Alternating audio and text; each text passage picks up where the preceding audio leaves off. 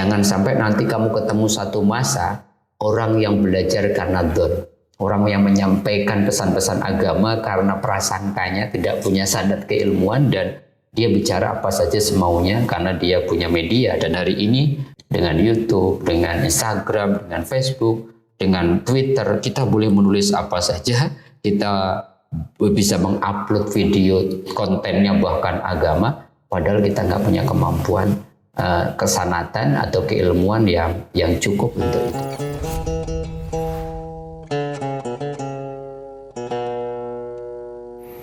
Assalamualaikum warahmatullahi wabarakatuh. Kita berjumpa kembali di Tauhid Cinta. Kali ini kita akan membahas mengenai belajar agama di internet.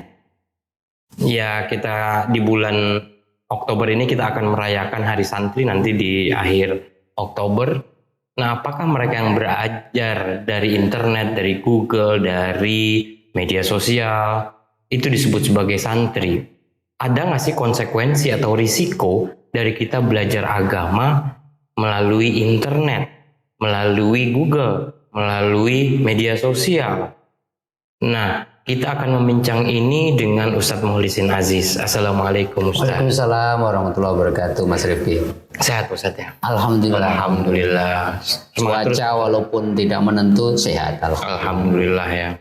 Semoga kita juga yang menonton ini selalu dalam keadaan sehat dan diberkahi Allah Subhanahu wa taala. Amin ya rabbal alamin.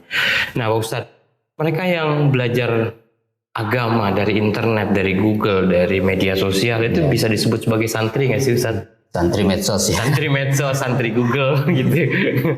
Gimana ya, saya hanya ingin mengatakan kekuatan santri itu, Mas Rifki, kekuatan di sanad ya. Kekuatan di sanad itu apa, menjelaskan secara sederhana ya. Runtutan. Jadi ada nasab keilmuan, runtutan keilmuan itu jelas gitu. Guru-gurunya gitu. Sampai kemudian biasanya kalau di di pesantren-pesantren itu, sebelum kita belajar satu buku itu, yang paling menentukan adalah sanadnya dulu gitu ya.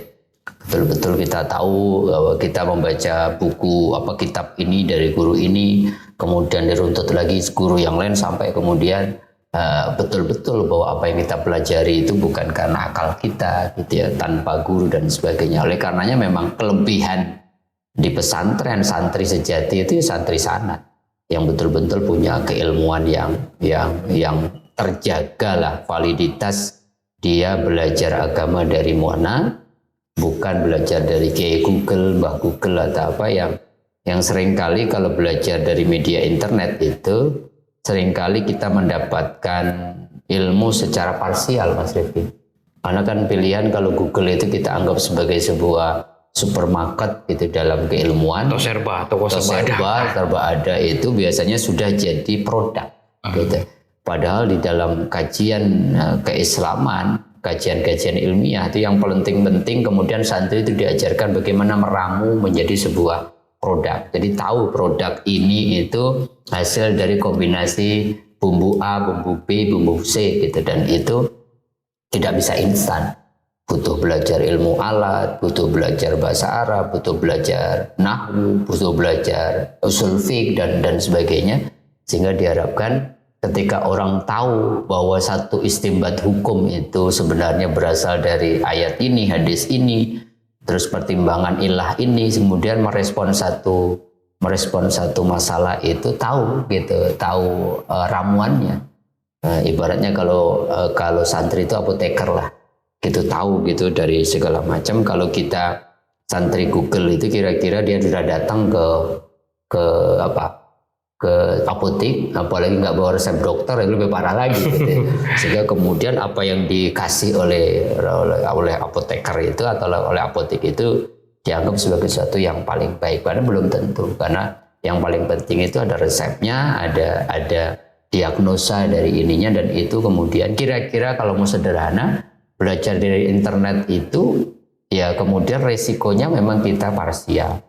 Selain itu tergantung kemudian, misalkan gini, ada para ulama mengatakan begini ya, tradisi sanad ini tradisi inti dari agama Islam. Maka kalian harus hati-hati dari siapa Anda belajar agama Anda gitu. Bahkan kan Abdullah ibn Mubarak ketika nulis muqaddimah di Sahih Muslim mengatakan satu kaidah gitu, as-sanadu minad-din gitu. Sanad itu bagian inti dari agama Islam.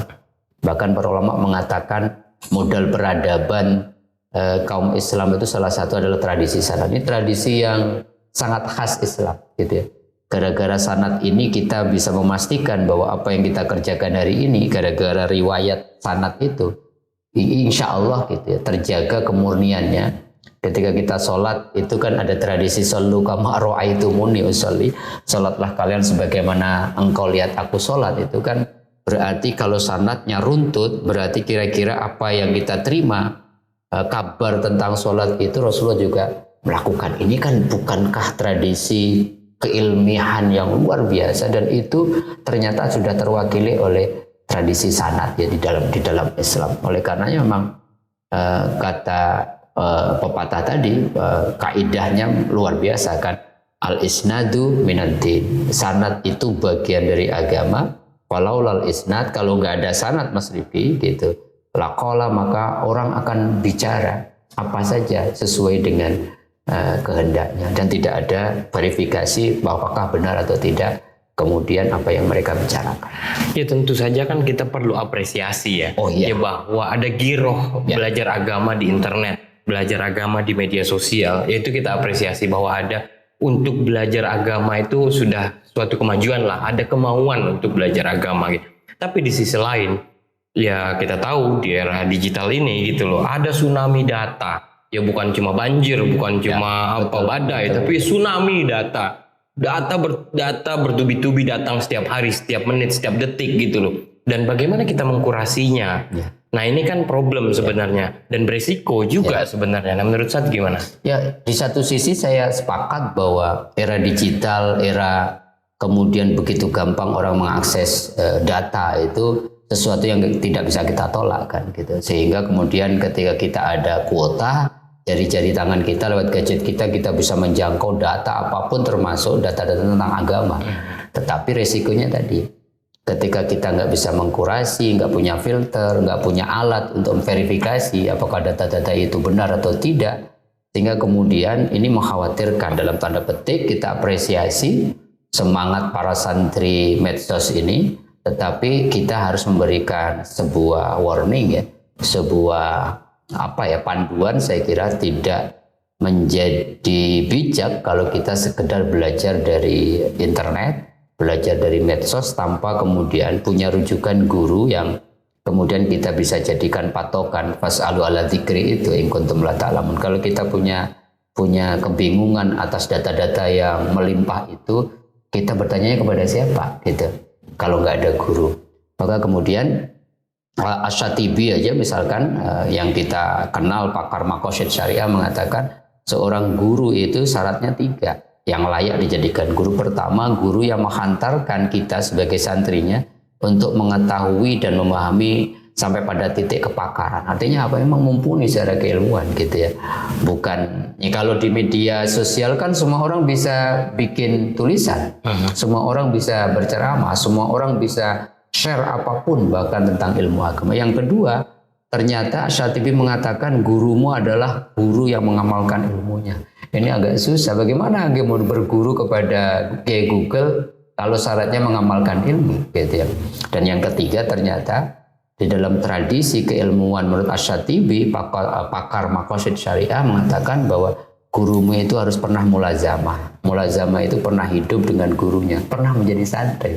Artinya kesanatannya itu kemudian terverifikasi dengan benar. Kalau tidak, ada risiko-risiko yang sudah diingatkan oleh guru-guru kita, oleh para tokoh-tokoh ulama kita. Kalau sembarangan orang, tidak ada sanad keilmuan, yang dikhawatirkan tadi orang bisa bicara apa saja, timbulnya apa? Apalagi dia sebagai influencer, dia idolanya banyak, followernya banyak, tetapi nggak punya kepakaran. Ya misalkan, mohon maaf ya, sorry to say, kemudian orang yang bahasa Arabnya aja nggak ngerti, belajar agama dari terjemahan, tetapi kemudian dia punya follower jutaan dan kemudian memberikan fatwa dalam tanda petik ajaran-ajaran agama yang kemudian dikhawatirkan oleh para ulama adalah maka yang ada adalah gagal paham, yang kedua ada kebingungan, yang ketiga kemudian yang lebih mengkhawatirkan blunder nanti, maunya menyebarkan agama malah jadi menjadikan agama maka orang elok. Sehingga kemudian bayangkan, gara-gara gagal paham, gara-gara memahami agama secara parsial, kata jihad kemudian dimaknai sebagai perang.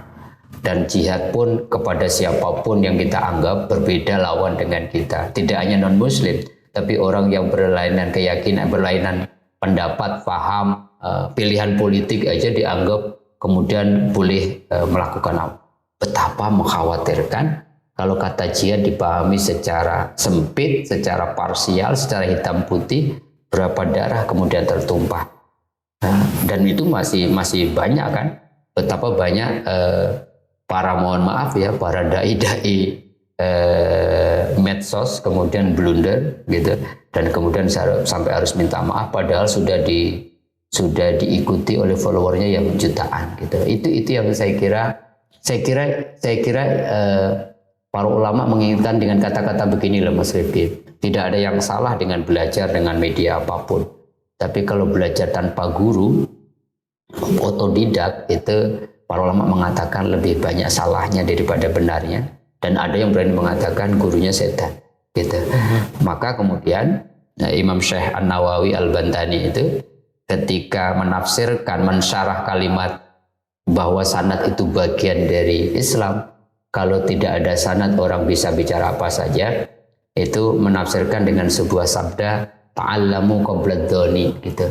Maka belajarlah kalian, dan disyarahkan itu belajarlah kepada ahlinya, al-muhaqqiqin, orang yang tahu hakikat ilmu, al-wari'in, orang-orang yang menjaga muru'ah. Jangan sampai nanti kamu ketemu satu masa orang yang belajar karena dzon, orang yang menyampaikan pesan-pesan agama karena prasangkanya, tidak punya sanad keilmuan, dan dia bicara apa saja semaunya karena dia punya media. Dan hari ini masing-masing kita punya TV kan, dengan YouTube, dengan Instagram, dengan Facebook, dengan Twitter, kita boleh menulis apa saja, kita bisa mengupload video kontennya bahkan agama, padahal kita nggak punya kemampuan kesanatan atau keilmuan yang cukup untuk itu. Dan itu saya kira harus kita jadikan kira-kira bermata dua lah ya, bahwa kemajuan teknologi medsos itu membuat kita gampang belajar apapun termasuk agama, tapi pada satu titik kalau belajar yang lain-lainnya butuh profesionalitas, butuh ilmu. Kalau kita ke dokter salah, jadinya dukun, jadinya banyak kasus kan, malpraktek dan sebagainya. Ini agama Mas Rifki. Kalau kita belajar kebetulan dapat data keagamaannya yang kemudian salah menerapkan itu, ini banyak kasus terjadi kan, tiba-tiba viral. Misalkan kemarin ada viral, ada satu ustadz ditanya, Pak Ustadz, bagaimana hukumnya ketika kita diundang memperingati Maulidin Nabi? Ustadz itu tegas saja, haram. Anda tidak boleh mendatangi satu peringatan yang itu bid'ah. Rasulullah tidak pernah mengabarkan melakukan itu. Padahal Nabi tidak hanya maulid setiap tahun, Nabi setiap Senin maulid gitu. Hal kayak gitu itu kan dengan luar biasa gitu. Maka Syed Maliki Al-Alwi Al-Maliki mengatakan nas paling soreh yang tidak bisa dibantah itu nas bahwa Rasulullah melakukan kegembiraan memperingati hari lahirnya, netonnya itu setiap minggu. Mau dibantah apa lagi gitu. Jadi betapa kemudian cara pandang ini berbahaya, sehingga konflik sosial muncul gitu. Bayangin kalau ada satu komplek, dalil itu yang dipakai, maka terbelah itu. Mestinya kompak memperingati Maulidin Nabi, silaturahmi terjaga, membaca sholawat, tausiah tentang sejarah Nabi, kemudian kita baca, kita lebih mengerti Rasulullah, lebih cinta Rasulullah. Gara-gara itu kemudian salah, gagal paham, kemudian kita nggak datang. Ya kira-kira gambarnya seperti itulah Mas. Oke, tadi menarik ya menurut saya Pak Ustadz, antara ilmu dengan amal. Salah satu ciri seorang guru itu adalah dia alim, orang yang berilmu, sekaligus amil, orang yang mengamalkan ilmunya gitu ya. Nah itu satu. Terus yang kedua ya ada juga keberkahan seorang guru. Nah ini yang nggak bisa didapat di internet. Ada banyak kisah di pesantren-pesantren itu, ada santri yang berguru sama seorang kiai, dia tidak disuruh untuk belajar. Ya. Ya cuma mengantarkan aja. air, Ya. membantu bawa makanan segala macam. Setelah bertahun-tahun begitu aja kerjanya, tidak belajar sama sekali gitu. Tapi setelah beberapa tahun malah disuruh pulang, tidak belajar agama sama sekali. Tapi langsung disuruh bikin pesantren. Iya. Ini kan luar biasa gitu ya, bahwa tanpa belajar pun ketika ada ini ada keberkahan guru di situ gitu ya. Nah ini yang tidak ada, jadi luar biasa sekali ya. Ini salah satu konsekuensi kalau misalkan kita, atau risikonya kalau kita berguru pada internet atau itu ya Ustaz ya. Ya nggak ada misalkan kasus yang lebih ekstrim ya. Abu Yazid Al-Bustami itu kan kita tahu ya, seorang sufi besar dan semangat belajarnya itu dulu nggak buka internet. Kalau dia dengar ada guru itu diparani. Dari satu negeri ke negeri yang lain dia semangat, pokoknya kalau ada dengar ada guru bagus di sana dia diparani. Dia rikhlah fitolabil ilmi untuk nyari guru itu. Ketika kemudian dia nyampe di satu negeri yang guru itu berdasarkan informasi tinggal, dia ternyata memutuskan balik lagi tidak berguru kepada guru itu karena dia lihat gurunya itu hanya meludah ke arah kiblat. Dan dia mengatakan seandainya ilmunya cukup, dia nggak akan kemudian menghinakan dia Allah gitu. Kiblat adabnya dijaga betul. Sehingga Abu Yazid sebagai seorang sufi yang sangat luar biasa memutuskan nggak layak dia jadi guru gitu. Sehingga kemudian yang tidak ada dan mungkin hilang pada konteks santri medsos itu adalah keberkahan. Maka sekarang ada fenomena ijazah secara online gitu. Gus Bah itu sering diminta ijazah gitu, Gus gitu, nggak mungkin tempat Gus gitu dengan segala macam keterbatasan. Mumpung ini secara langsung boleh nggak Gus Bah kemudian memberikan izin bahwa ketika kami mendengarkan Gus dengan ceramah baik live maupun lewat media sosial, lewat YouTube, itu berarti Anda sudah mengijazahkan, itu sanadnya nyambung gitu. Dan Gus Bah ya udah bismillah mulai hari ini gitu. Artinya apa? Ada komitmen dari seorang guru yang memberikan ijazah, berarti apa? Ada keberkahan di situ. Sampai segitunya Mas Rifki. Jadi artinya apa? Kita tarik jalan tengah lah, bahwa santri itu salah satu identitasnya adalah sanad. Bahwa sanad keilmuannya gurunya jelas, sehingga apa yang dia ucapkan sebagai sebuah ajaran agama itu bukan pendapatnya sendiri, tapi terverifikasi, gurunya juga terverifikasi dapat dari gurunya. Kira-kira kalau sanadnya nyambung itu Nabi juga mengatakan itu gitu. Dan keberkahan itu yang seringkali kemudian yang Mas Rifki tadi sampaikan, begitu banyak cerita tentang itu gitu ya, hanya untuk nemenin kiainya saja kemana-mana gitu. Tapi tiba-tiba 3 tahun suruh bikin pesantren karena apa? Adab itu ta'allamul adab qablal ilm. Itu belajar adab sebelum belajar ilmu, itu 50% perjalanan. Dan itu di media di pendidikan modern kok saya kira tidak menjadi hal penting ya. Kadang Fatihah terhadap buku yang kita baca sebagai rujukan utama di kelas-kelas saja nggak pernah muncul kan. Padahal disitulah kemudian keberkahan yang boleh jadi kemudian dengan keberkahan itu yang menulis juga ridho, yang menulis juga kemudian energinya sampai, dan kemudian orang memahami bukan sekedar dari buku ke akal, tapi ada energi amil tadi, bukan sekedar keilmuannya dapat, tetapi ada dorongan untuk mengamalkan. Maka ada syarat dari Asyatibi tadi harus 3, keilmuannya pakar, kemudian mengamalkan ilmunya, dan punya guru. Nah, karena apa? Nanti menjamin bahwa ilmu yang dia dapat itu runtut kira-kira sampai Rasulullah. Oke, terima kasih Ustaz. Luar biasa ya. Ya, semoga kita setelah menyaksikan ini gitu ya, mencari guru yang tentu saja sesuai dengan ciri-ciri yang tadi disebutkan ya, yang sesuai antara ilmu dan mengamalkannya gitu, dan juga ya kita mencari keberkahan seorang guru. Ya intinya tentu saja belajar di internet melalui Google, melalui medsos itu sesuatu yang bagus. Ada niat yang baik, ada niat yang tulus untuk kita mendalami ilmu agama. Tapi itu saja ternyata ya Ustadz belum cukup gitu. Ya mari sama-sama kita mencoba mencari ilmu dan mencari keberkahan dari seorang guru yang yang menurut kita ya dari sekian, kalau bisa akan di Google juga ya Ustadz ya, kira-kira guru seperti apa yang atau ingin mendalami ilmu apa itu juga akan menentukan gitu. Oke, terima kasih. Selamat Hari Santri untuk para santri. Nah, pada tanggal 22 Oktober ya semoga kita lebih manfaat pada kemanusiaan, itu kan tagline-nya ya. Ya karena apa namanya khairun nas anfa'uhum linnas, baik-baik manusia adalah yang bermanfaat bagi sesama manusia. Ya, semoga ini juga bermanfaat dan kita memberikan manfaat kepada masyarakat atau kepada halayak luas. Ya semoga kita selalu menebar manfaat, cinta dan kebaikan. Wassalamualaikum warahmatullahi wabarakatuh.